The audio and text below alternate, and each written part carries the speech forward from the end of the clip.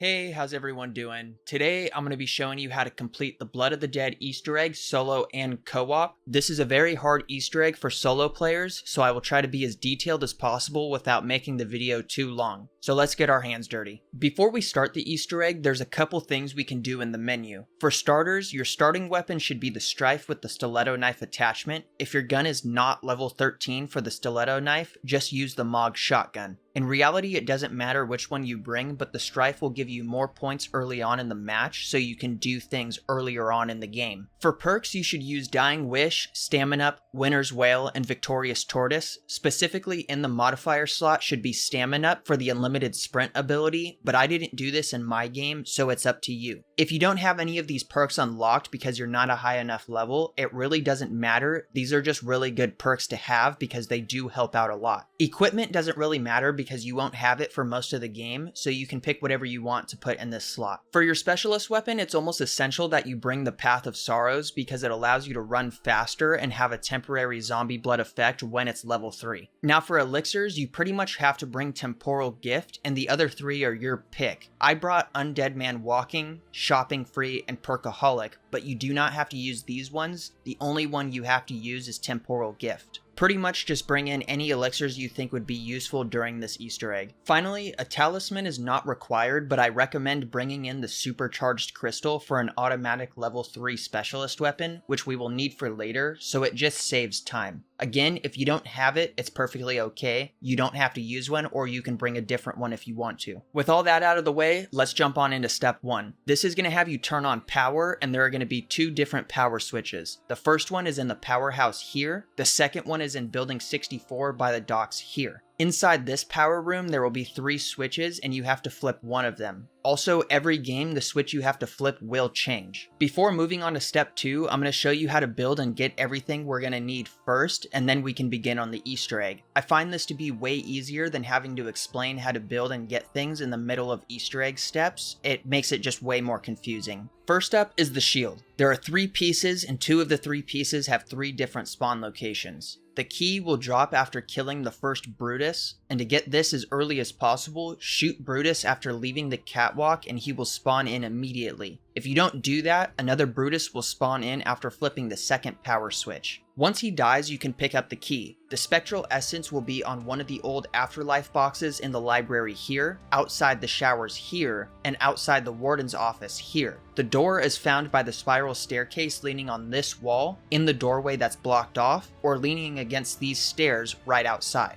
Always build the shield next to where the electric cherry perk used to be on the top floor next to the infirmary. Before we move on, let me make it very clear that this shield will be your best friend and you should never let it break. You will constantly need to be sucking souls from zombies to get shield blast charges, and it takes 3 souls to get 1 charge, for a max of 2 charges. You can upgrade the shield to hold 4 charges. This, however, requires the Hell's Retriever to be used, so let's work on that next since you'll need it for the other steps also. To get the Hell's Retriever, we need to feed 3 dog heads around the map 6 zombie souls each, but we can only kill 1 at a time. Watch him eat until the zombie's gone, then kill another. The first one is in the new industries building here, the next one is in the cell block 2nd floor here, and the final one is outside the warden's house here. When all 3 have been filled with 6 zombie souls each, go to the fast travel inside the warden's house and you'll be able to pick up the Hell's Retriever after traveling a little bit inside of it. Just be ready to pick it up when you see it. Next, we can upgrade the shield, and this is going to be super easy.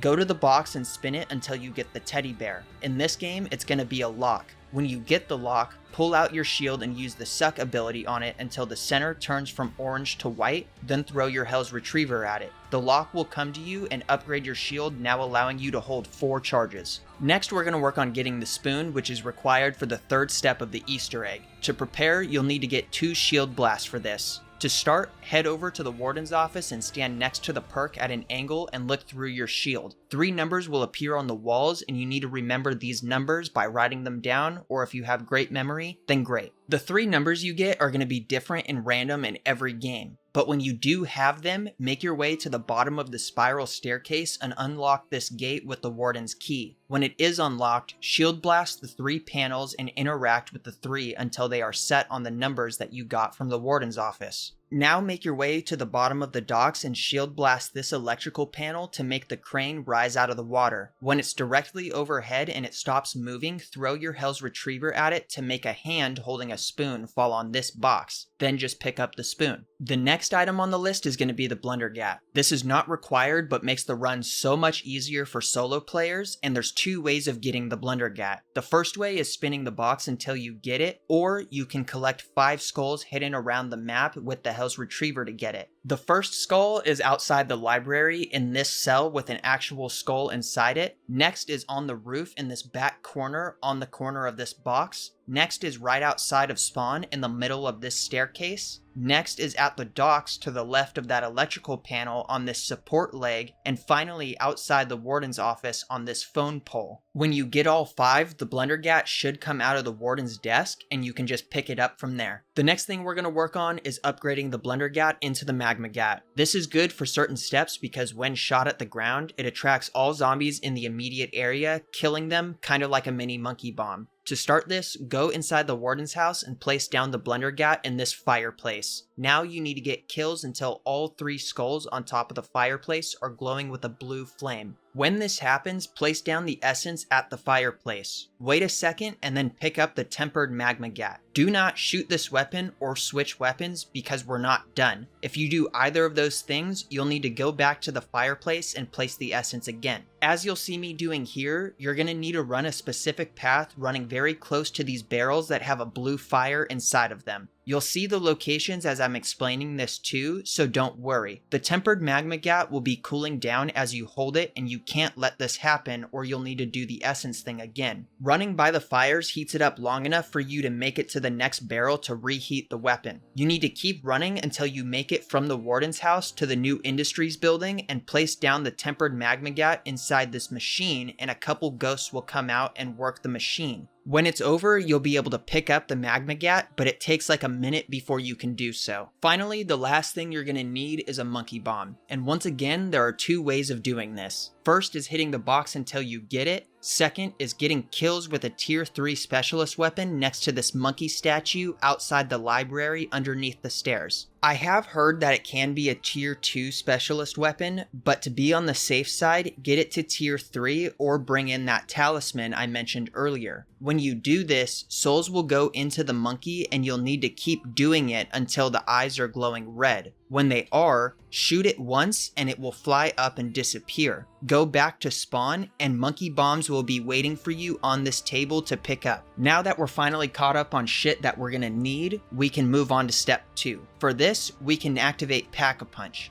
You will need to have at least 1 shield blast, then you need to go up to the roof and blast this electrical panel. Some ghosts will come out and place the Pack-a-Punch machine down for you, and that's all you need to do for this step. But be aware that Pack-a-Punch can move to one of 3 different locations: the roof, in the spawn power room, or in the docks power room. Step 3 is going to have you come to the Warden's house and melee this wall up the stairs and to the left to make scratch marks on the wall. Come down to the spiral staircase and shield blast the number panels again and input the code 666. This will spawn in a Brutus. Take him back to the house and throw a monkey bomb up the stairs in the back left corner. Brutus should follow it and try to destroy it. If he succeeds, the wall will be blown out and it will kill Brutus. If he doesn't succeed, throw another monkey bomb and it should work the second time. I should tell you that you can do this without the monkey bombs, but you would have to wait until round 16. He will not destroy the wall before round 16 without the monkey bombs. This is why I had you do the monkey bomb Easter egg to get them so you can do this on an earlier round.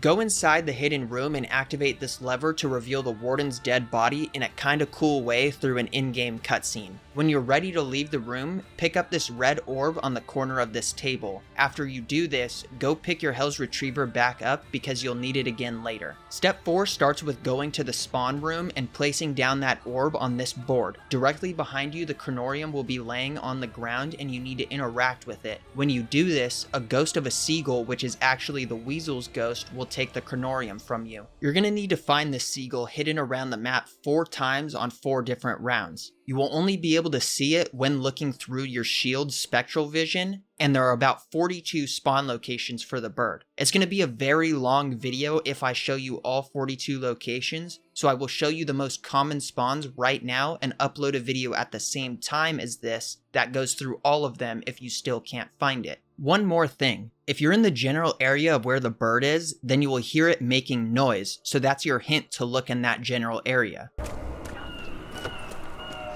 The bird can possibly be in front of the cafeteria on this broken path, in the library on this bookshelf, in the warden's office directly on top of the doorway, in the showers on the fence, in the citadel in front of the door to the showers, directly after going down to the citadel on this pipe, directly outside of building 64 in the corner of the stairs, inside building 64 on this generator, on the docks on this support beam, right outside of spawn on the truck, inside the new industries building on these pipes, or finally on the catwalk in front of the shield. Again, these are not all of the locations, these are just some of the most common ones that I've seen, but I will upload a video on them all right after this one. I hate doing that because I like to have everything inside of one video so that way you're not video hopping to try and find different locations, but I also don't want this video to be like 45 minutes long. So in my eyes, this is a sacrifice that has to be made. When you find a bird, blast it with your shield and it will fly away. Then end the round. Do this 2 more times looking everywhere and listening out for the bird. When you're on the 4th and final time looking for the bird, you will not be able to see it by simply looking through your shield. You'll need to be in zombie blood. But before I show you how to get one, when you're in the area of the bird, you will hear the bird, but when you look directly at where you think it is, you'll hear the warden crying. But again, you'll need to look through the shield to hear the warden crying. Go up to the number panel and shield blast it. Then put in the number 872. This will spawn in a zombie blood and you can only get 1 per round, so use it sparingly. To help you out a little more, pop temporal gift to make the zombie blood last from 30 seconds to 60 seconds. Go back to where you heard the warden crying and look through your shield. Now you can see the bird sitting on the crenorium and you need to throw your Hell's Retriever at the book and not the bird, or the crenorium will not come back to you. Also, keep at a distance. If you get too close or shield blast, or even shoot your weapon, the bird will move and you'll need to flip the round. After all that, the crenorium should be in front of you on the floor and you'll need to pick it up and bring it to the warden's dead body and place it on his lap. Step 5 is going to have you interact with the book to get the pages to stop turning. When you do this, look through your shield at the book to get a set of 3 numbers that are random every time. Now at this point, you'll be given 5 challenges to complete, but the order of the challenges will be random in every game and the code you get will be random too. Every time you complete a challenge, you'll need to get a new set of numbers again by interacting with the book. I will go through all the challenges in the order that I got them and give you some timestamps to follow. Get your code and input it into the number panel. Then you'll need to go find an orb that you can only see through your shield and blast it. Once done, you'll be able to see the orb without the shield. There are 5 orbs for 5 challenges, and here are the locations. Michigan Avenue outside the warden's office, on the docks, in the corner of the showers, inside the new industries building, or inside the spawn powerhouse. Please note too that anytime you fail a challenge, you'll have to flip around before you can get another code, and the challenge you get can be different. And again, I'm only going through the challenges in the order that I got them. Your order can and probably will be completely different from mine. So just remember that each time you're going to start a new challenge, you need to go interact with the book to get a code, and then put that code into the number panel. The first one I'm going to cover is Michigan Avenue. You're going to need 3 shield blasts for this, with one of them being to input the code. Shield blast the orb, then make your way over to the cafeteria and kill a zombie. When you do this, if you look through your shield, a ghost should be there. You need to shield blast him to make him move. After he does start to move, you need to protect him until he makes his way all the way over to the orb. Zombies will attack him and he can die. If he does, you'll fail. For this, I used Undead Man Walking, but if you don't have this, then the Magmagat works wonders here and you should be good even without the elixir. Towards the end, Brutus will spawn, but again, use your Magmagat and he'll die. When the ghost reaches the orb, a much smaller red orb will fall on the ground and you need to pick it up. New Industries is pretty hard in solo. You're going to need about 5 shield blasts, maybe 6 if you're unlucky. So make sure you're constantly getting souls when you can during this. A quick tip to help if you don't have any shield blasts: you can find a sparking afterlife box on the map and interact with it to fill up your charges, but it will be random as to where you will find it. Anyway, go into the New Industries building and blast the orb. Go into the original Mob of the Dead spawn room and kill a zombie, then shield blast the ghost you see. Immediately after, you need to start sucking the soul out this man until he disappears. Each time he disappears, you need to shield blast him again and start to suck his soul again. The goal with this is to get him almost a solid red color and make him go from walking to running. When he does start running, he will never disappear. He will be trying to kill another spirit and you have to stop him from doing that. So when he makes his way to the doorway in New Industries, you need to activate this trap to kill him. When he dies, another small orb will drop and you need to pick it up. But wait until the trap is finished because it will kill you. Next, we're going to go over the powerhouse. Again, in solo, this one is pretty hard and you're going to need 5 shield blasts to get this done. Go over to the powerhouse in spawn and shield blast the orb. Run all the way down to building 64 and interact with this generator on the far right. When you do this, the power will cut out for a short time and a game of Simon Says will start with lights on the electrical panels. In the first round, there will be 1 light, then the second round will have 2 lights, then 3, all the way up to 5 lights. When completing each sequence, you'll need to remember where the lights were, and if you can't see one, then listen out for the noise it makes to determine where it is.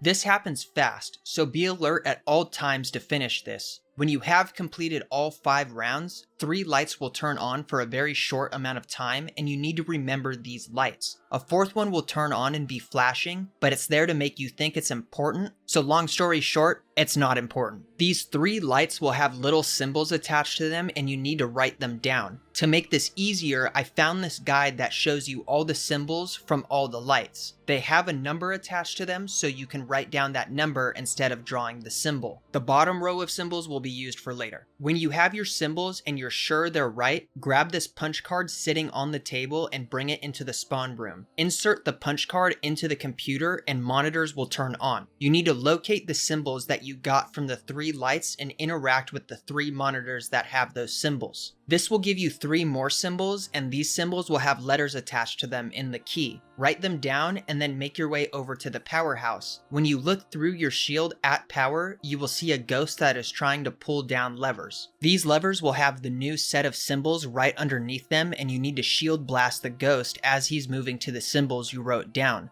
So shield blast him as he is moving to one of your 3 symbols. When you do this 3 times, an orb will drop on the floor for you to pick up. The next one we'll go over is the docks, which again is difficult in solo. For this, you're going to need 3 shield blasts and you'll need to shock the orb at the docks. Now you're going to have to do Morse code. Come over to the Warden's office and in this room you'll see a telegraph. If the door is locked, then unlock it with the Warden's key to go in. There are 2 ways of doing this, the right way and the wrong way. The right way is a bit more complicated, but the wrong way might take slightly more time. I'll show you both of them starting with the right way. Around the map there are 3 buoys that will flash in a sequence that you can only see when looking through your shield. You can also hear them and that might be easier for you to listen out for.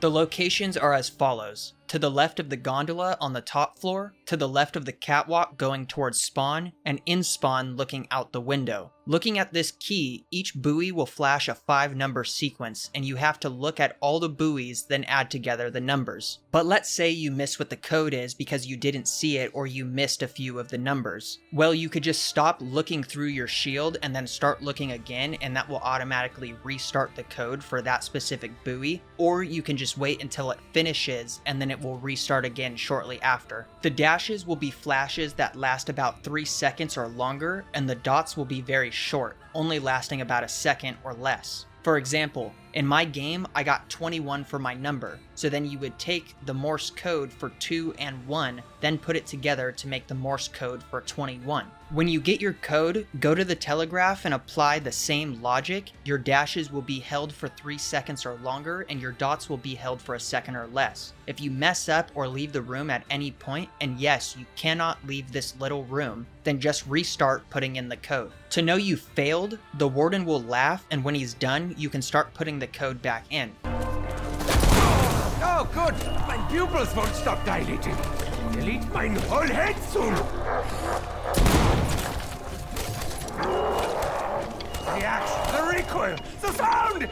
To know you've succeeded, your character will say something along the lines of "that seems correct" or something like that. The wrong way of doing this is straight up just brute force. If you don't want to look for the buoys and do the math, no problem. Just start holding down to make a dash or a dot, and if the warden laughs, then try again with the other one that you didn't do previously. So for example, if you started with a dash, which would be holding it for 3 seconds or longer, and the warden laughs, then you would just restart by using a dot, holding it for a second or less. And then you would just keep doing that all the way up until the very end and you finish the Morse code. The wrong way is all trial and error, but in some cases it's easier to do. So let's talk about defending yourself while doing both of these. You can use another zombie blood by typing in the code 872 and before grabbing it pop temporal gift, or you can use Undead Man Walking and try it that way, constantly shooting behind you with the Magmagat. If your zombie blood runs out or Undead Man Walking finishes, then pull out your sword to use a temporary zombie blood. When you've done the Morse code, come up to the infirmary and kill a zombie in this room, then blast the ghost you see with your shield. When you do this, interact with the ghost and kill zombies next to it to feed it souls. The ghost will stand still, but when it's fed enough souls, it will start to follow you and you need to lead the ghost to the orb at the docks. The easiest way to do this is to lead him to the gondola and use it with the ghost, bringing him down to the docks immediately. When the ghost gets to the orb, a smaller orb will drop at his feet. Just pick it up. The final challenge to go over is the showers challenge, and by far this is probably the easiest challenge to do in solo. Shock the orb in the showers and a ghost holding a red banjo will come out of the wall and play a little song. You can skip this simply by interacting with him when he stops moving. He will then put his hands out with the banjo for you to grab. Pick it up for it to now be on your back. When you do this, you'll be locked in the showers and a blue circle will appear on the floor that moves around periodically. You need to stand in this circle and get kills for the souls to go into the banjo. When the circle moves, go to it and keep getting kills until the banjo plays a second sound signifying that you're done. Keep in mind that if you don't stand in the circle or when it moves you don't get there in time, you'll start to take damage, and if you don't fill the banjo in time, you'll also start to take damage, even when you're inside the circle. To stop taking damage, hand the banjo back to the ghost and then pick it up again after a second or two. And when you're completely done filling it with souls, go give the banjo back to him and it will now be blue. He'll play another song and disappear into the wall. When he does this, another orb will drop on the floor for you to pick up. At this point, you're basically done with the Easter egg. Step 6 will have you just place all those orbs that you've picked up from all the challenges on the map and spawn. Then you're going to want to go over to the Warden's house and place the summoning key on the book. The summoning key will start to connect with you, and in co-op, every player needs to be there. When this happens, a very long cutscene will play, and it's basically Brutus gloating for capturing you. At the end, the seagull will set you free, and at this point, round the corner and a bag with your weapons will be on the floor. Pick it up and grab a new shield if you don't already have one.